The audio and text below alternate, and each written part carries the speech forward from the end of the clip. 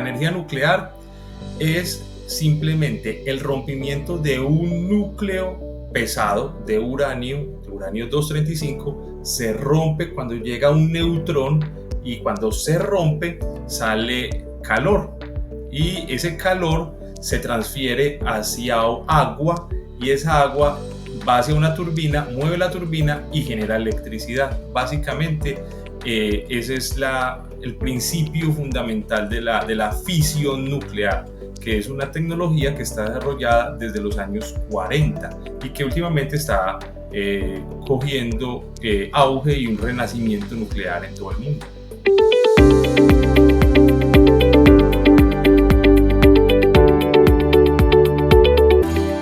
Cuando se rompe el núcleo del uranio, ¿cierto? El que se rompe es el uranio 235. Cuando yo tengo una muestra de uranio, ahí hay uranio 238, 234, 235. ¿Qué es eso? Varía la cantidad de neutrones que están en ese núcleo, ¿cierto? Entonces, el uranio 235 apenas es el 0.7% de la muestra. O sea, yo tengo una muestra natural que sale de la uraninita, que es digamos, un mineral de donde se saca el uranio, y apenas tiene 0.7%. ¿Qué es enriquecer el uranio? Aumentar la proporción del uranio 235 en esta muestra. Para eso se hace con una centrifugadora, con unos procesos. El uranio para una planta nuclear convencional apenas necesita enriquecerse del 3 al 4%, o sea, es muy poquito. O sea, la proporción de uranio 235 que hay en la muestra apenas es del 3 al 4%. Recordemos que el natural es al 0.7. Para una bomba, por ejemplo, que necesita una liberación desaforada de energía, necesita uranio a más del 90%. Entonces, realmente lo que se requiere para una planta nuclear es un uranio bajamente enriquecido, muy bajamente enriquecido. Inclusive hay plantas que funcionan con uranio natural sin enriquecer, y ya con eso se rompe el núcleo, sale esa energía y se mueve una turbina, y esa turbina pues ya genera energía eléctrica.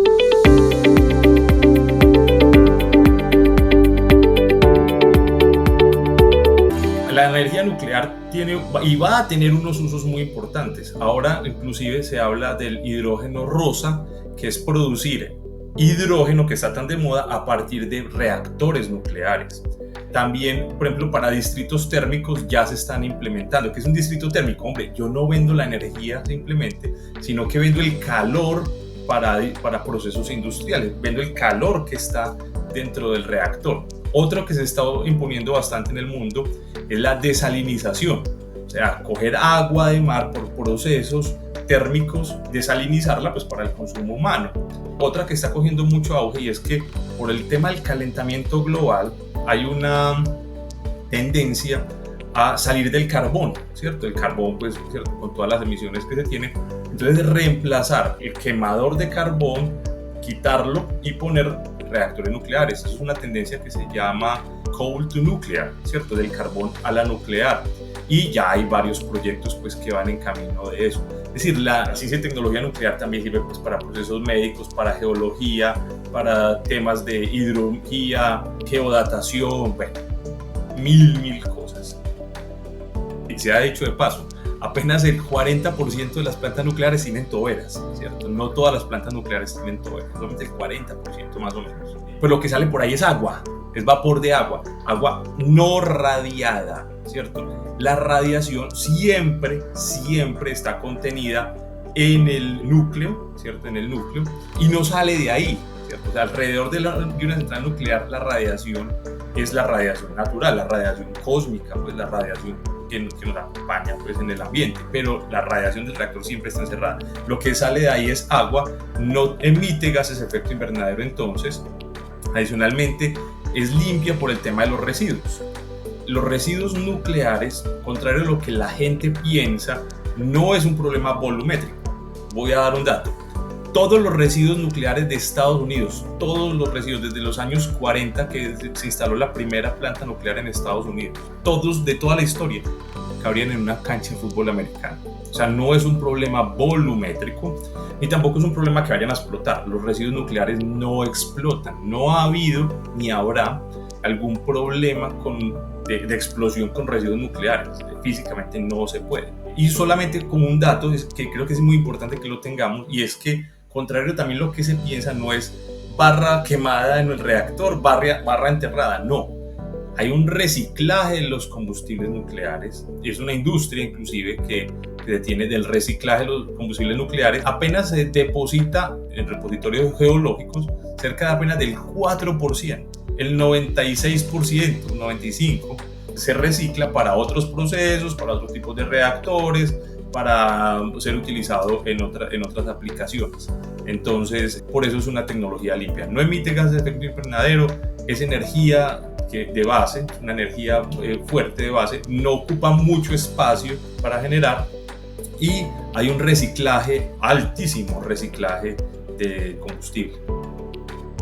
Los mitos más frecuentes generalmente es: promoviendo la energía nuclear se está promoviendo el armamento nuclear, ¿cierto? Y nada más alejado de eso, ¿cierto? Como les decía, para una planta nuclear se requiere uranio, desde uranio natural, que hay algunas que funcionan así, hasta 3 a 4% de enriquecimiento, mientras que para una bomba cerca del 90%, ¿cierto? Y el uranio no lo venden en una ferretería, ¿cierto? O sea, el uranio tiene un proceso bastante estricto, avalado internacionalmente, fuertemente regulado. Y bueno, entonces eso me lleva a otro mito, y es: no es que no hay uranio, es que el uranio, no, vamos a quedar sin uranio. El uranio, a diferencia de los combustibles fósiles que tienen un proceso de formación bastante específico, está muy focalizado en una zona, ¿sí? Digamos en el Medio Oriente, en Venezuela, en algunas zonas muy puntuales, ¿cierto? Mientras que el uranio está ampliamente distribuido alrededor del mundo, porque viene casi que desde la formación de la Tierra. Entonces, Colombia tiene uranio, ¿cierto? En el 2012 se decretaron 20 millones de hectáreas en Colombia como reservas estratégicas, ¿cierto? Y además, pues, en la operación, el costo operativo de los reactores no es muy alto. Es muy alto es el CAPEX, la instalación de la planta. Ese sí es muy alto, hay que decirlo. Pero la operación no es muy costosa, toda vez que la densidad energética de las barras es muy alta.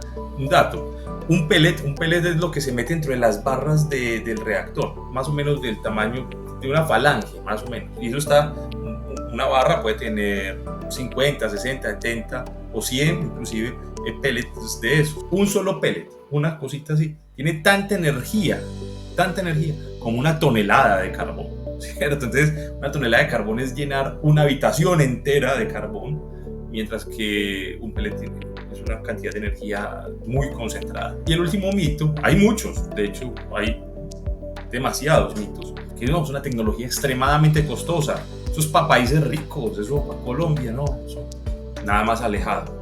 La tecnología nuclear, sobre todo con las nuevas tecnologías, ha habido 4 tecnologías o 4 generaciones. La primera, que eran los de generación 1, que son reactores básicamente militares, pues fue por allá en los años 40. La generación 2, que el 80% de los reactores que hoy están instalados en el mundo son de esta tecnología.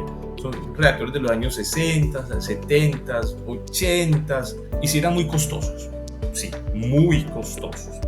Pero hoy los de generación 3 y 3 más, que tienen seguridad pasiva, que son también podemos ver los pequeños reactores nucleares, los SMRs, tienen una reducción de costos que inclusive se calcula cercana al 80%. Entonces es una tecnología que ya empieza a ser competitiva.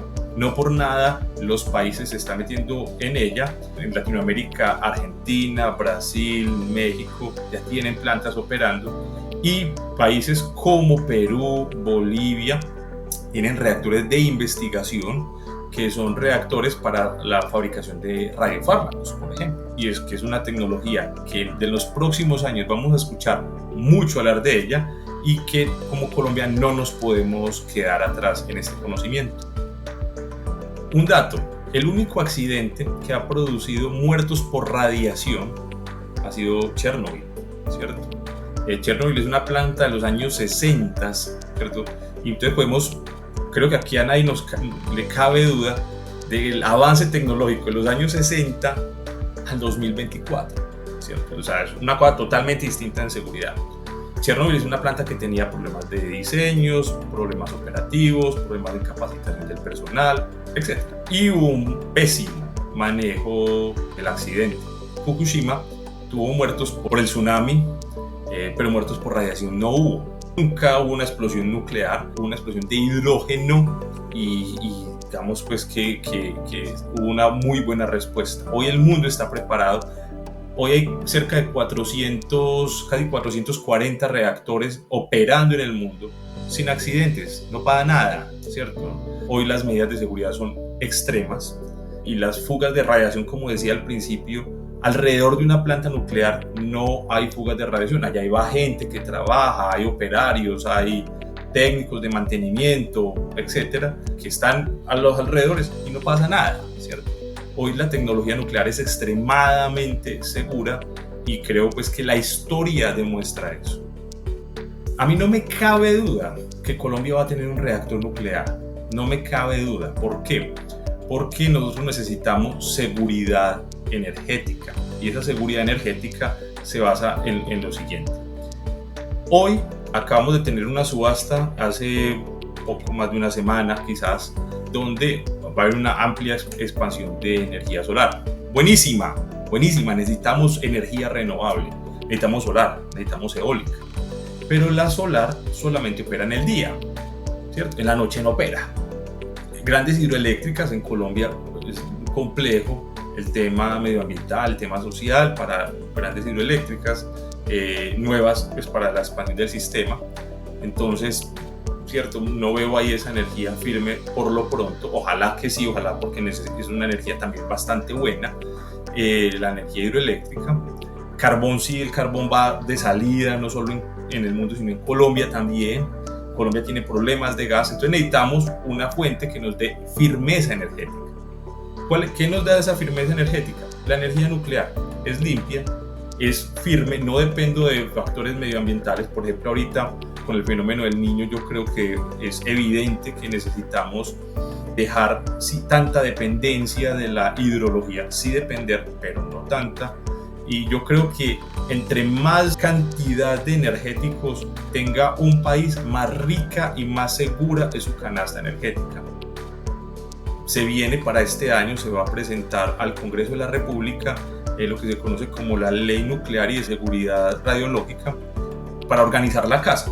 Hoy en Colombia no está prohibido reactores nucleares, de hecho tenemos un reactor nuclear ahí en la 50 con la 26 en pleno servicio geológico colombiano que está operando desde 1965 y no ha pasado nada, está en pleno corazón de Bogotá, ¿cierto? Esta ley le va a dar un impulso bastante fuerte a todo este tema de la energía nuclear. En la Universidad Nacional de Colombia, en la sede de Medellín, pero se va a hacer de forma virtual, también se espera tener un posgrado en reactores nucleares para empezar a preparar todos estos profesionales que el país va a demandar para radiofármacos, reactores nucleares de radiofármacos, reactores nucleares de potencia y para todo el ecosistema pues, que se viene. Entonces se está configurando todo eso desde la academia, con el posgrado, con el diplomado de energía nuclear que lo ofrece la Universidad de Antioquia, con la preparación de las distintas universidades, desde el gobierno con el COMPES 4075, desde el Plan Energético Nacional, desde la ley nuclear que se presentará al Congreso.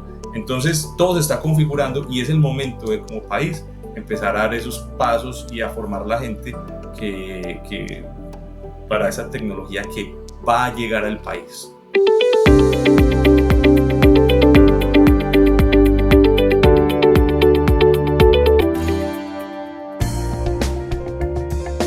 Universidad Nacional de Colombia, proyecto cultural, científico y colectivo de nación.